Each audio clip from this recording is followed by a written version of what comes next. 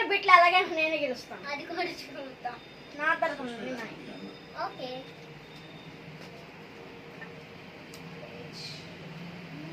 Okay okay okay okay నా తరఫున Vicky. Okay thank you. Show ఓ షట్, నువ్వు ఎలా గెలుస్తున్నావు చెప్పు. నువ్వు చీటింగ్ చేసి ఆడుతున్నావా? అది నా పర్సనల్ విషయం, నీకెందుకు చెప్పాలి? ఈసారి దమ్ముంటే గెలువు. Bit 3 lakhs. నా 3 lakhs నేనైతే నీకు ఫోన్ పే చేస్తాను. ఇప్పుడు నేను గెలిచి చూపించి నీ 3 lakhs తను 3 lakhs కూడా తీసుకుంటాం. ఇప్పుడు అన్నీ చూసుకుందాం. నేను కూడా 3 lakhs వేస్తున్నాను. దమ్ముంటే గెలిచి చూపి. సరే చూద్దాం రా, మొదలు పెడతాం.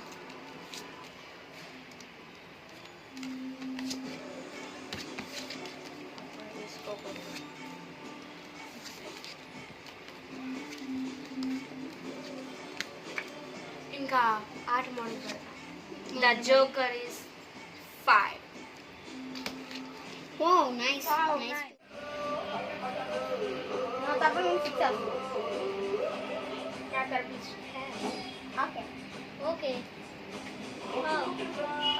షో వచ్చి పోవే.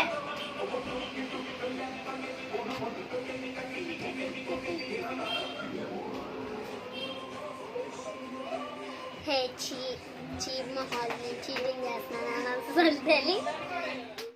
మనం ఏం చేయాలి? తనైతే చీటింగ్ చేస్తుంది. మనం రోజు ఇయర్ బడ్స్ పెట్టుకుంటుంది కదా తను చెవికి. మనం పాటలు వింటుందని అనుకుంటున్నాం, బట్ పాటలు వినట్లేదు. ఏ గూగుల్ ద్వారానో ఎవరి ద్వారానో చెప్తుంటే అదైతే తన ప్యాకల్ని ఎక్కడో పెట్టుకుంది సీక్రెట్వి. అన్ని ప్యాకులు కొనుక్కొని సేమ్ ఆకలిదే. మనకి తెలియకుండా చీటింగ్. తను ఆడేటప్పుడు ఒక చెయ్యి వెనకాలకి వెళ్తుంది కదా, అంటే వెనకాల తను ప్యాకలు దాచుకున్నాను క్లియర్గా అర్థమవుతుంది. నేను ఎప్పుడే వెళ్ళి దాన్ని. కానీ మన దగ్గర ప్రూఫ్స్ లేవు కదా. ఉన్నాయి కదా, ఎక్కడ? మొత్తం తను చెవులకి పెట్టుకున్నాయి కదా, వాటి ద్వారా నాకు అర్థమవుతుంది తను చీటింగ్ చేస్తుంది. కానీ తనకి ప్రూఫ్ కాలే. నేను ఫోన్ మాట్లాడుతున్నాం, పాటలు వింటున్నా అంటే ఏం చేద్దాం మనం? మరి తను వెనకాల ప్యాకులు పెట్టుకొని దొంగతనంగా నువ్వు ప్యాకలు చూసావు? ప్యాకల్స్ ఉంటాయి. అవును చూసాను. కానీ మనం చూస్తే సరిపోతుంది. దానికి ప్రూఫ్ కావాలి. ప్రూఫ్ నేను ఎదుగుతాను. నేను ఇప్పుడే దాని వేసేసి వస్తాను. నువ్వు వెళ్తాను సార్, ప్రూఫ్ నుంచి. సరే, ఈ సంగతి నాకు తెలిసిపోయింది.